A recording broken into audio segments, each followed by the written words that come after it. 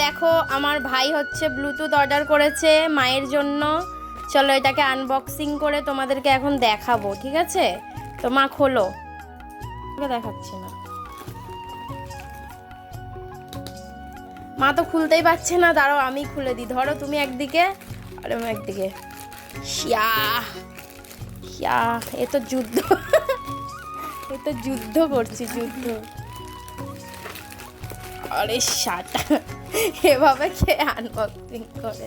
সরিয়ে আনো, এদিকে সরিয়ে আনো, দাও এখানে। আরে শাটাই,